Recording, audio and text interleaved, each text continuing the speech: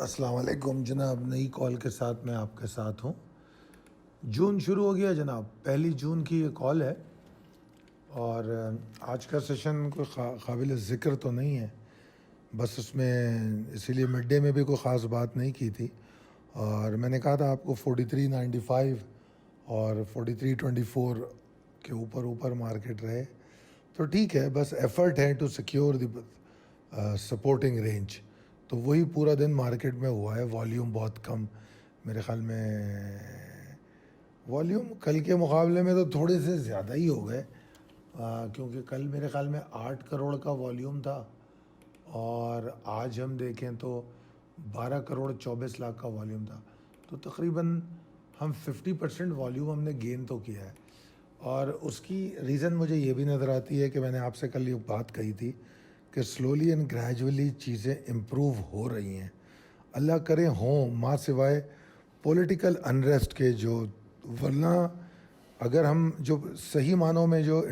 Triggers ہیں، indicator ہیں، وہ سلولی اینڈ گریجولی درست ہو رہے ہیں، اس میں کوئی دو رائے مجھے تو کوئی ڈاؤٹ نہیں ہے، مگر جو اپوزیشن اور گورننگ جو رجیم ہے اس کا جو کانفلکٹ ہے وہ انویسٹر کے لیے بڑا شدید کنسرن بنا ہوا ہے، اور یہی وجہ ہے کہ آپ کو شارٹ ٹرم ٹریڈ سے میں دور بھی رکھ رہا ہوں، اور 2-1 دن میں اگر ٹریڈ شارٹ ٹرم بن جائے تو اچھی بات ہے، ایکیومولیٹ کریں پھر بیچ دیں پھر انتظار کریں۔ آج سرپرائزنگلی فورن فنڈز نے بڑی انفلوز دکھائی ہیں، لوکل فنڈ اور لوکل انویسٹر تو سیلنگ پہ رہے۔ پھر اس کے بعد ہماری مرکنٹائل ایکسچینج کی سلائیڈ آپ کے سامنے موجود ہے، یہ ہم کنٹینیو کر رہے ہیں، آپ کو بتا رہے ہیں کہ شارٹ ٹرم ٹریڈرز ابھی بھی سمجھیں، کیونکہ جون کا پورا مہینہ اسی طرح گزرے گا۔ خیر جناب، پریسائز لیول ٹیبل میں کوئی فرق نہیں ہے، سیم لیولز ہیں، possibilities and strategies as per technical chart, اس میں بھی کوئی فرق نہیں ہے۔ میں نے اپنی یہ جو ویکینڈ سے جو کال چل رہی ہے اسی کو فالو کر رہا ہوں، کیونکہ مجھے کوئی بڑی تبدیلی نظر نہیں آ رہی، ٹھیک ہے نا۔ یہ تیسری کال ہے، ایک ہی اسٹانس میرا ہے، ٹگ آف وار کی میں بات کر رہا تھا وہ نظر آ رہی ہے، کنفیوژن کی میں بات کر رہا ہوں وہ نظر آ رہی ہے، صرف ایک ہی بات پازیٹیو ہے جو نظر آتی ہے، وہ سپورٹنگ ایریا جو 43,000 سے لے کے 42,700 کا ہے، اس کو سیکیور کرنے کی ایک کوشش ہے۔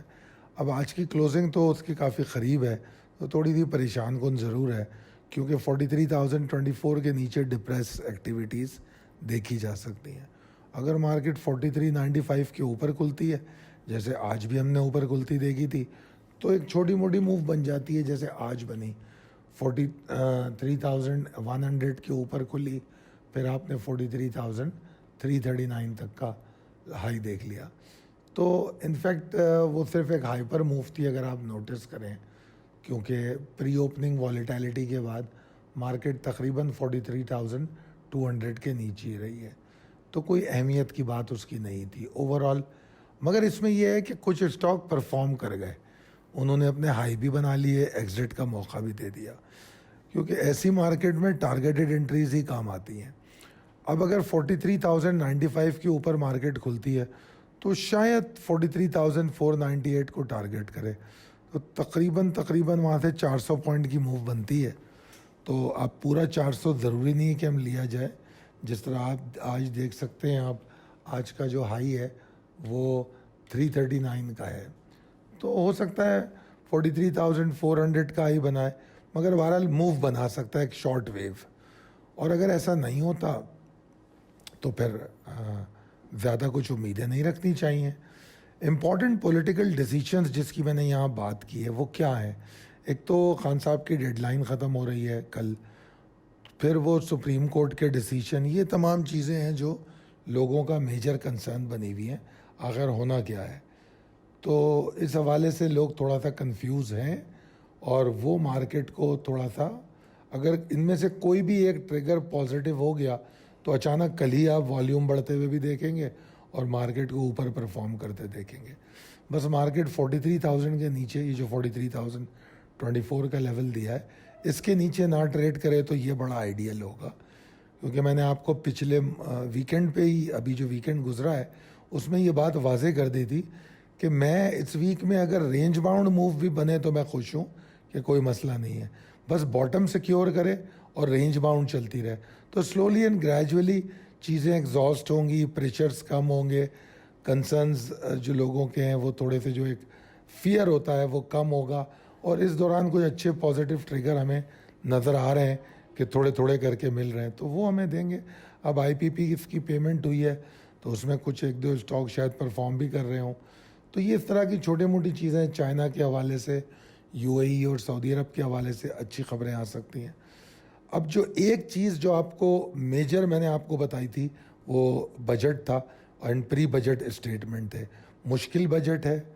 تو اس کا امپیکٹ تھوڑا سا رہے گا, اور پری بجٹ اسٹیٹمنٹ اور اس کو نیگیٹیولی پوزیشن کیسے استعمال کرتی ہے, یہ چیزیں مارکیٹ کا کنسرن رہیں گی. آن ٹاپ آف دیٹ جو میں ایک اور چیز دیکھ رہا ہوں کروڈ کی پرائس, کیونکہ کروڈ کی پرائس اسٹیبل بالکل نہیں ہو رہی, کیونکہ ابھی EU بین کی جو بات کر رہا ہے تو یہ میرے خیال میں ایک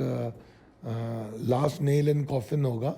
جس پر ابھی تک وہ کسی نتیجے پر تو نہیں پہنچے ہیں, کیونکہ ہنگری اس پر بالکل تیار نہیں ہے. تو انہوں نے ہنگری کو کوئی سبسڈی دینے کی کوشش کی ہے کہ ہم بین لگا دیتے ہیں اور مرحلہ وار بین لگاتے ہیں اور ہنگری کو تھوڑا سا ایڈجسٹ کر دیتے ہیں, کیونکہ اس کے پاس کوئی اور آپشن نہیں ہے کہ وہ رشیا سے تیل خریدے, وہ بالکل بیٹھ جائے گا. تو اس کو بھی ریسکیو کرنا چاہ رہے ہیں اور بین بھی لگانا چاہ رہے ہیں. تو مجھے ابھی بھی ڈاؤٹ ہے کہ شاید بین نہ لگ پائے, تھوڑا سا مشکل لگتا ہے کیونکہ یورپین اکانومی بہت پریشر میں آ جائے گی, مگر ویسٹ کا پریشر ہوگا, یو ایس کا خاص طور پہ, تو اس وجہ سے EU بہت پریشان ہے. مگر بہرحال یہ جب سب چیزیں ہوں گی تو کروڈ آئل کی پرائس اگر اوپر رہتی ہے تو پھر اوپیک پہ پریشر آئے گا سپلائی بڑھانے کے لیے, تو وہاں جا کے پھر صورتحال نارمل ہو, مگر اس میں ٹائم لگ جائے گا, اس دوران ہماری مارکیٹ کو امپیکٹ کر سکتی ہے. تو ان تمام چیزوں کو ذہن میں رکھیے آنے والے دنوں میں کیا کیا پاسبلٹیز ہوتی ہیں. تو بہرحال ہمارے پاس بہت چھوٹے چھوٹے slow and gradual positive trigger نظر آ رہے ہیں, بڑے بڑے مسائل اور نیگیٹو ٹریگر نظر آ رہے ہیں. اس کو میں نے, اگر آپ کو یاد ہو, جب عدم اعتماد کی تحریک آئی تھی تو کامیاب ہو گئی تھی, تو میں نے کہا تھا کہ نئی حکومت کو کچھ انوکھا تو نہیں کر سکتی وہ کہ اپ سائڈ ڈاؤن کر دے, ہر چیز بلش کر دے, ڈیمیج کنٹرول کرنا ہوگا. تو یہ جو اب میں چھوٹی چھوٹے ٹریگرز کی بات کر رہا ہوں,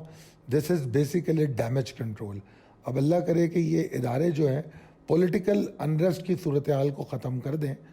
تو پھر میں سمجھتا ہوں کہ یہ ٹریگر انشاءاللہ بہت زیادہ پازیٹیو نظر آنے لگیں گے. وہ جو خوف اور فیئر کا عنصر انویسٹر میں موجود ہے وہ کم ہوگا. بہرحال ان لیولز کو دیکھتے ہوئے ٹریڈ کیجیے. اللہ تعالیٰ آپ کو کامیاب کرے. بہت شکریہ. اللہ حافظ.